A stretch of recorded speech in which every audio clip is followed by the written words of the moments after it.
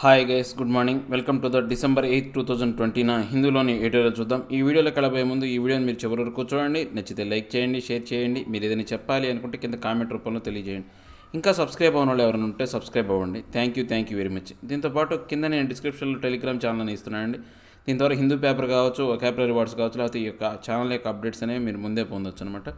ఇక first article వచ్చేసి transparency is vital. Transparency ఏంటంటే పారదర్శకత. పారదర్శక అనేది చాలా ముఖ్యమైనది అనమాట. అనివార్యమైన, వైటల్ అంటే అనివార్యమైన, ముఖ్యమైన, ప్రధానమైన, చాలా వరకు చాలా ఇంపార్టెంట్ దాన్ని చెప్పేటప్పుడు అంటే మోస్ట్ ఇంపార్టెంట్ని వైటల్ అంటాం అనమాట. Safety and efficacy data must be known before emergency use authentication for vaccine.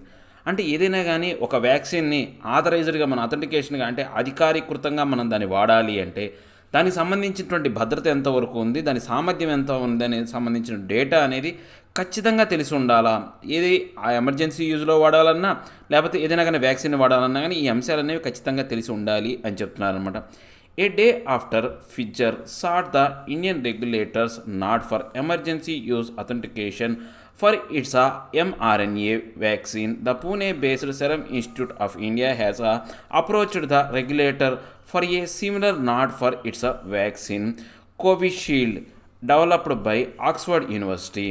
అంటే ఇప్పుడు ఒక రోజు ఏదైతే ఉందో ఈ ఫిజర్ అనేది ఏదైతే ఇండియా రెగ్యులేటర్స్కు యొక్క నాడ్ అంటే ఆమోదం, వాళ్ళ యొక్క ఆమోదం కోసం ఎమర్జెన్సీ యూజ్ కింద ఈ యొక్క అథెంటికేషన్ కింద ఆ ఎంఆర్ఎన్ఏ వ్యాక్సిన్ అనే దాన్ని ఈ యొక్క ఫిజర్ కంపెనీ తయారు చేస్తుంది అనమాట. వాళ్ళు దానికి ఆమోదం తెలపడం కోసం దాని యొక్క అప్లికేషన్ అనేది మన భారతదేశానికి సంబంధించిన దాంట్లో పెట్టారనమాట. ఏవి ఈ యొక్క వ్యాక్సిన్ని సంబంధించినటువంటి ఏదైతే ఉందో ఈ యొక్క దాని ముందు పెట్టారనమాట. దాంతోపాటు మరుసటి రోజు ఏమైంది అంటే సేమ్ ఒక పూణే బేస్డ్ సెరమ్ ఇన్స్టిట్యూట్ అనేది అది కూడా ఇలాంటిదే అంటే కోవిషీల్డ్ అనే ఒక వ్యాక్సిన్, దీనిలాగే ఉండే వ్యాక్సిన్ అంటే దీనిలాంటి ప్రభావం కలిగినటువంటి వ్యాక్సిన్ కూడా ఈ యొక్క ఆక్స్ఫర్డ్ యూనివర్సిటీ యొక్క సహాయంతో డెవలప్ చేసింది. సో దాన్ని కూడా ఏంటి ఈ యొక్క ఆమోదం కోసం అంటే మన భారత ప్రభుత్వం యొక్క ఆమోదం కోసం దాన్ని ప్రవేశపెట్టారనమాట. Unlike Pfizer, AstraZeneca, which is carrying out the phase 3 trials of the Oxford vaccine in 4 countries, is yet to secure a nod from any of the regulatory agencies. అంటే ఇప్పుడు ఏంటంటే ఈ యొక్క ఫిజర్ కావచ్చు లేకపోతే ఆస్ట్రాజెనికా లాగా కాకుండా ఇప్పుడు ఇది ఏదైతే ఉందో ఈ యొక్క సెరమ్ ఇన్స్టిట్యూట్ బేస్డ్గా తయారు చేస్తున్నటువంటి ఏదైతే ఉందో కోవిషీల్డ్ అనేది మనం చూసుకుంటే అది ఫేజ్ 3 ట్రయల్స్ అనేవి ఇంకా ఏంటి యొక్క 4 దేశాల్లో నడుస్తూనే ఉన్నాయి అనమాట. సో దీనికి సంబంధించినటువంటి యొక్క సెక్యూర్ అంటే అది భద్రతా బలంగా దానికి ఏదైతే ఉందో ఆమోదం తెలపడం కోసం ఈ యొక్క రెగ్యులేటరీ ఏజెన్సీ ముందు తీసుకొచ్చిందనమాట. AstraZeneca recently gave details of the interim safety and efficacy data involving 131 COVID-19 cases in the phase 3 trials in the UK and Brazil. అంటే ఇప్పుడు ఆస్ట్రాజెనికా అనేది రీసెంట్గా మనం చెప్పుకున్నాం ఆల్రెడీ. దీనికి ఏదైతే ఉందో ఒక 90% అనేది సక్సెస్ రేట్ అనేది ఉందని చెప్పేసి. సో ఇది 131 మంది యొక్క రోగులు ఎవరైతే ఉన్నారో యూకేలో బ్రెజిల్కి సంబంధించినటువంటి యొక్క పీపుల్ మీద ఈ యొక్క కోవిడ్-19 వ్యాక్సిన్ ప్రయోగించి దాని యొక్క రీసెర్చ్ అనేది దానికి సంబంధించినటువంటి ఈ యొక్క సేఫ్టీని ఎఫికసీ అనేదాన్ని క్యాలిక్యులేట్ చేశారనమాట.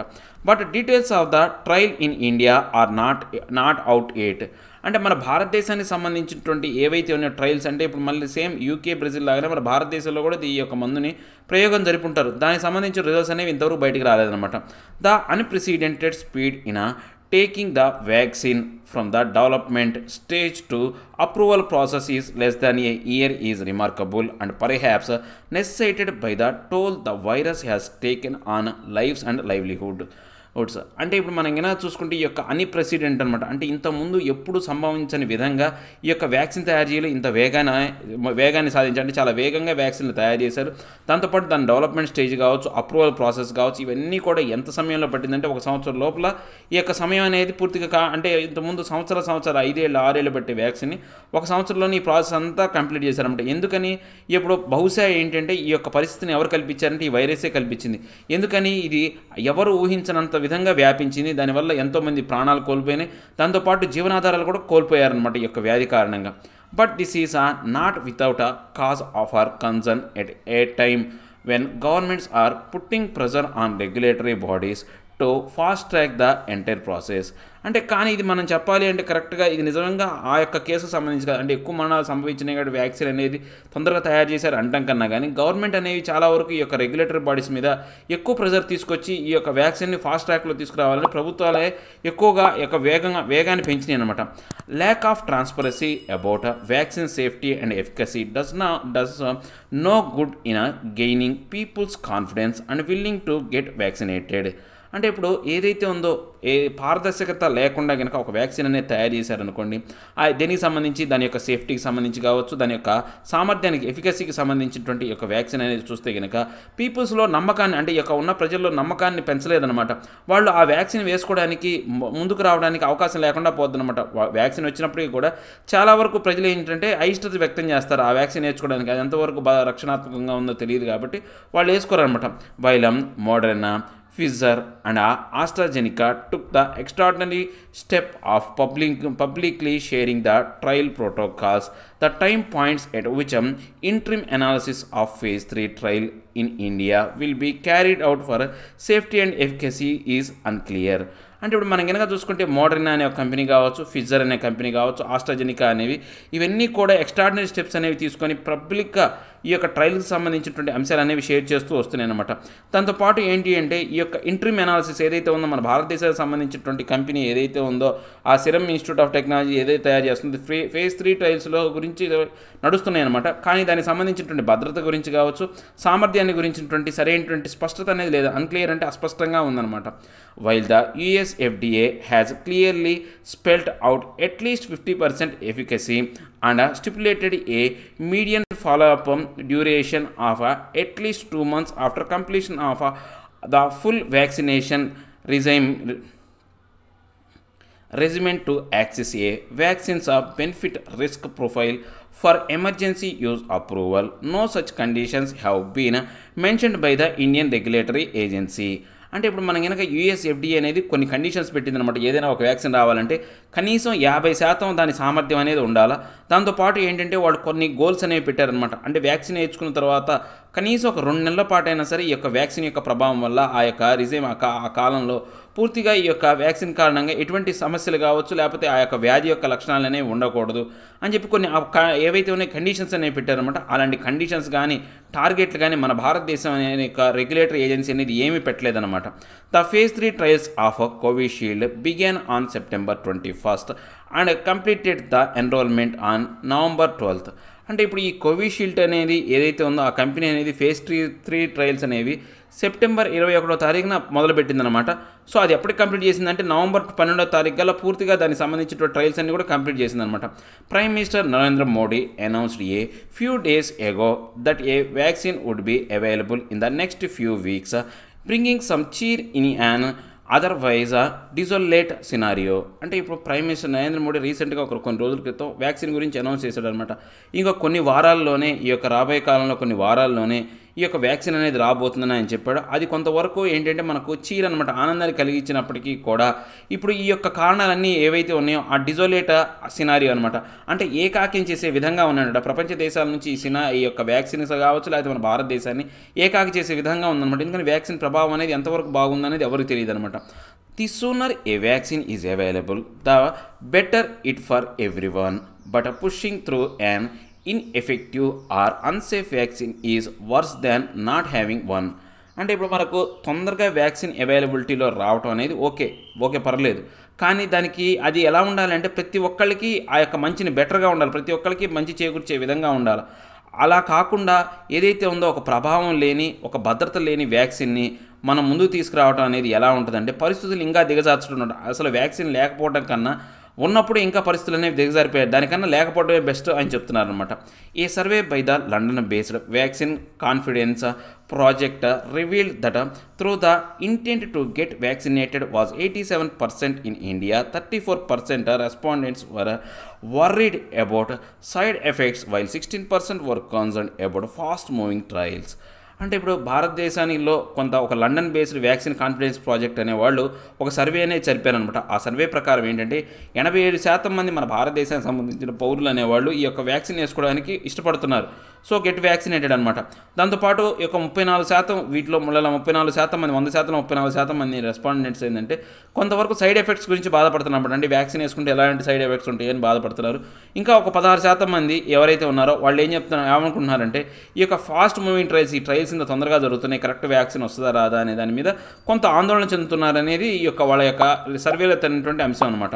While the Indian government is aware of vaccine hesitancy among a certain section of people, the concern are best addressed when all stakeholders are transparent at every stage and not by merely sharing guidelines regarding vaccine safety and the states. అంటే ఇప్పుడు ఏంటంటే మన భారతదేశంలో ఈ యొక్క కొంతమంది ప్రజలు అనేవాళ్ళు ఈ యొక్క వ్యాక్సిన్ని వ్యతిరేకిస్తున్నారన్నమాట. హెసిడెన్సీ అంటే వ్యాక్సిన్ని వేసుకోవడానికి అయిష్టత వ్యక్తం చేస్తున్నారు. హెసిడెన్సీ అంటే అయిష్టత అనేది వ్యక్తం చేస్తున్నారు అనమాట. ఎందుకని ఈ గవర్నమెంట్ అనేది సరిగా చర్యలు తీసుకోవట్లేదు. సో ఇలాంటి అంశాలని గవర్నమెంట్ అనేది గుర్తించాలి. దాంతోపాటు ఈ యొక్క స్టాక్ హోల్డర్స్ అంటే ఈ యొక్క మందులు తయారు చేసే కంపెనీలు ఎవరైతే ఉన్నారో వాళ్ళు పారదర్శకంగా ఉండే విధంగా, దాంతోపాటు ఈ యొక్క అంశాలన్నింటినీ బయటపెట్టే విధంగా కేవలం వీళ్ళు గైడ్లైన్స్ని ఏవైతే ఉన్నాయో గైడ్లైన్స్ వాటికి సంబంధించినటువంటి అంశాలని కాకుండా మిగతా అన్ని సేఫ్టీకి ఆ యొక్క ఎఫికసీకి సంబంధించిన అన్ని అంశాలని స్టేట్స్తో షేర్ చేసుకునే విధంగా చర్యలు తీసుకోవాలన్నమాట. It is important that those seeking emergency use authorization share the safety and efficacy data immediately. అంటే ఇప్పుడు మనం కనుక చూసుకుంటే ఇది ముఖ్యమైనటువంటి అంశం ఏంటి అంటే ఏదైనా కానీ ఈ యొక్క అంటే ఈ యొక్క ఆథరైజేషన్ అనమాట, అంటే అధికారీకృతం చేయడం ఏదైతే ఉందో ఈ యొక్క వ్యాక్సిన్ అనే దాన్ని ముఖ్యంగా దేనికి సంబంధించిందంటే దాని యొక్క సేఫ్టీ ఎఫికసీ మీద డేటా ఇమీడియట్గా ఏదైతే ఉందో దాని మీద ఆధారపడి ఉంటుంది అనమాట. సో ఏం లేదండి, ఈ యొక్క వ్యాక్సిన్ అనేది రోజు రోజుకి అంటే ఈ యొక్క వేగం అనేది పెరిగిపోయి వస్తున్నాయి అనమాట. ప్రపంచంలో అన్ని దేశాలు అనేవి ఈ వ్యాక్సిన్ అనేవి తయారు చేసి రిలీజ్ చేస్తున్నాయి. మన భారతదేశానికి సంబంధించినటువంటి ఈ యొక్క serum institute of technology Oxford university అంటే యూనివర్సిటీ వాళ్ళతో కలిసి ఏదైతే ఉందో అంటే ఆక్స్ఫర్డ్ కంపెనీ వాళ్ళతో కలిసి ఒక వ్యాక్సిన్ తయారు చేస్తుంది అనమాట. ఈ వ్యాక్సిన్ ఏంటి అంటే కోవిషీల్డ్. ఈ కోవిషీల్డ్ వ్యాక్సిన్ సంబంధించినటువంటి ఎటువంటి phase 3 ట్రయల్స్ సంబంధించినటువంటి పూర్తి వివరాలు అనేవి ఎవరికి తెలియవు, అస్పష్టంగా ఉందన్నమాట. ఇది ట్రాన్స్పరెంట్గా లేదనమాట. అంటే ఇప్పుడు ఈ యొక్క వ్యాక్సిన్ అనేది బాగా ప్రభావవంతంగా పనిచేస్తే ఓకే, ప్రభావం లేని ఇన్ఎఫిషియంట్ వ్యాక్సిన్ అయితే కనుక అది ఉన్న పరిస్థితులు అంటే వ్యాక్సిన్ లేని సమయంలో కన్నా ఉన్న సమయంలోనే ఎక్కువగా సమస్యలు క్రియేట్ చేసే విధంగా ఉంటుందన్నమాట. అలాంటి విషయాలని మనం ప్రోత్సహించకూడదు. అలాంటి పరిస్థితులు రానియకుండా ప్రభుత్వం అనేది సరైన చర్యలు తీసుకోవాలా. దాంతోపాటు ప్రజలు కూడా ఈ యొక్క వ్యాక్సిన్ యొక్క ట్రయల్స్ సంబంధించినటువంటి సరైనటువంటి స్పష్టత లేకపోవడం కారణంగా వాళ్ళు వ్యాక్సిన్ వేసుకోవడానికి కూడా ఇష్టపడట్లేదని చెప్పేసి చెప్తున్నారనమాట. Next rebuilding from debris. అంటే డెబ్రీస్ అంటే ఏంటంటే అవశేషాలు అంటాం. అంటే మిగిలిపోయిన అవశేషం కావచ్చు, చెత్త చెదారం అని అంటారు. లేకపోతే ఒక పెద్ద బిల్డింగ్ భవనాన్ని పడగొట్టామనుకోండి, దాంట్లో అవశేషాలు మిగిలిపోతాయి కదా, దాన్ని డెబ్రీస్ అంటారు అనమాట. అంటే ఈ యొక్క మిగిలిన అవశేషాలతో మళ్ళీ రీబిల్డింగ్ అంటే మళ్ళీగా అంటే ఒక బిల్డింగ్ కట్టాలి అని చెప్తున్నారు అనమాట. Biden will have to heal the wounds of a nation that seem to be at a war with itself. అంటే ఇప్పుడు బిడెన్ అనే అతను ఎలా ఉంది అంటే అతను దెబ్బలు ఏవైతే ఉన్నాయో ఆ దెబ్బలన్నిటికీ కూడా మందు అనేది రాసి వాటిని మాన్పు చేయాలి. ఎలాగా నేషన్ అనేది చూసుకుంటే ఎట్లా ఉంది అంటే దానిలో అంతర్గత కలహాలు అనేవి ఎక్కువ ఉన్నాయి అనమాట. వార్ విత్ ఇట్ సెల్ఫ్ అనమాట. అంటే దాంట్లోనే అంతర్గత కలహాలు. ఆ దేశంలో అమెరికా దేశంలో రకరకాలైనటువంటి సమస్యలు దానికే యుద్ధాలు ఉన్నాయన్నమాట. సో దానికి సంబంధించి చెప్తున్నారు అనమాట. US president elect Joe Biden has officially secured enough certified result across states to cross the critical threshold of 270 electors in the electoral college. అంటే ఇప్పుడు ప్రెసిడెంట్ ఏదైతే ఎలక్ట్ అయినటువంటి యొక్క జియో బిడెన్ అనే అతను ఎవరైతే ఉన్నారో ఈ జియో బిడెన్ అనే అతను పూర్తిగా ఏంటి అంటే అతని యొక్క రాష్ట్రాలకు సంబంధించినటువంటి ఏదైతే ఉందో అతను యూఎస్ ప్రెసిడెంట్గా అధికారం రావడానికి సరిపోయేటువంటి ప్రవేశానికి థ్రెషోల్డ్ అంటే ప్రవేశానికి సరిపోయే 270 ఎలక్టోరేట్ స్థానాలు అనేవి ఆయన సాధించాడనమాట. That all but guarantees that he will be the 46th president. So ఈ యొక్క పై చెప్పిన అంశాలన్నిటి బట్టి మనం చెప్పడానికి అతను రాబోయే కాలంలో 46వ ప్రెసిడెంట్గా ఉండొచ్చు అనమాట.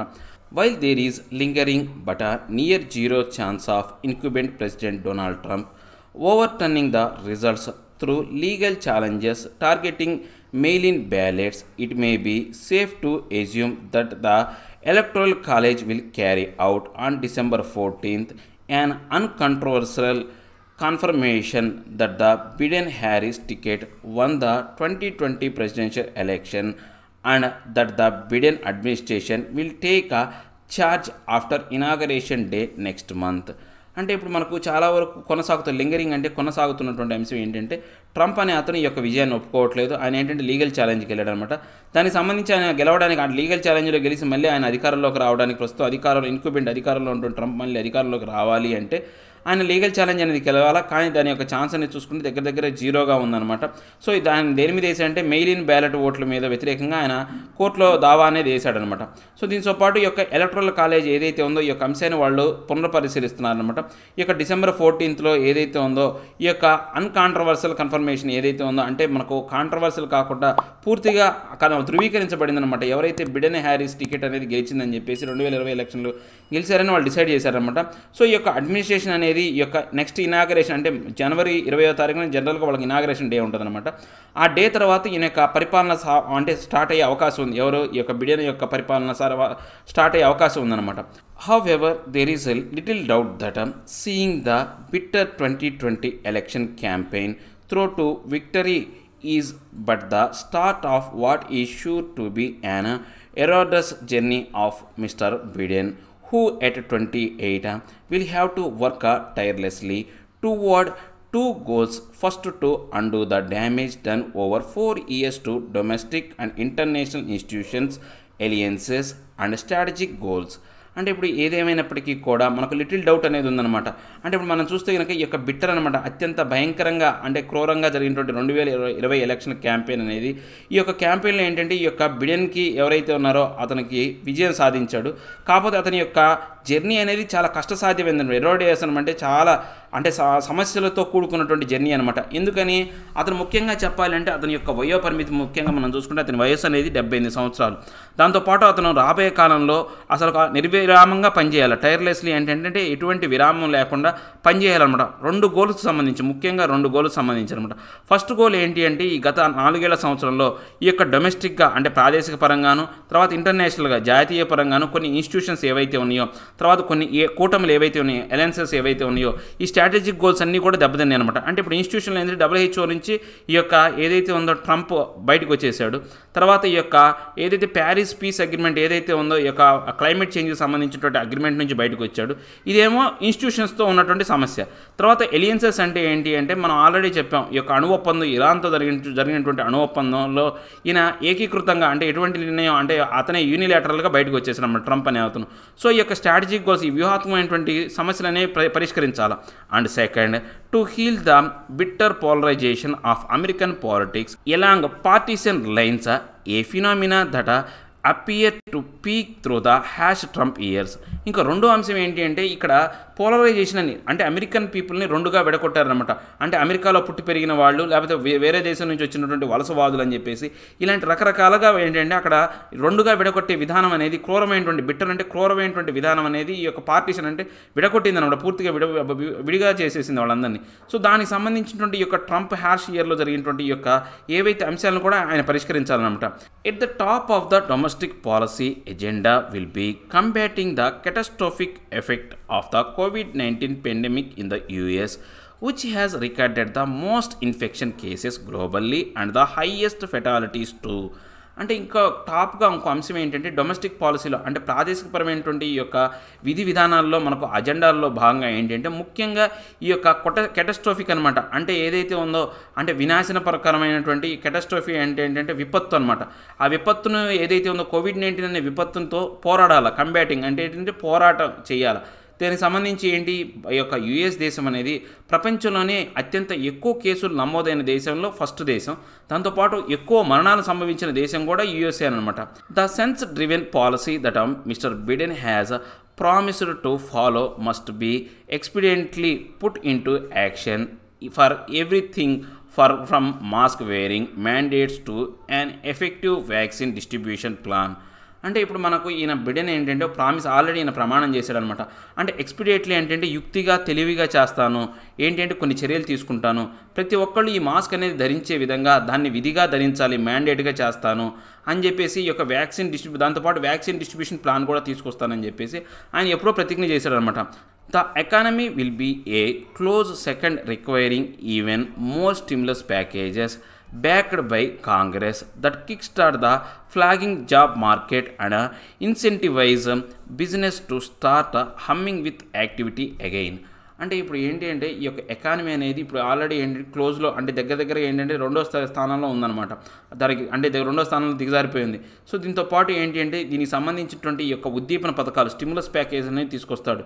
దాంతోపాటు ఈ యొక్క ఏవైతే ఉందో ఆ కాంగ్రెస్ ఏదైతే ఉందో ఆ సభను కాంగ్రెస్ అంటాం అనమాట. అమెరికాలో జరిగే యొక్క సభ ఏదైతే ఉందో దాని కాంగ్రెస్ వాళ్ళ యొక్క సహాయ సహకారాలతో వాళ్ళ వెనక నుండి నడిపించడం వల్ల నేను తీసుకొస్తాడు అనమాట.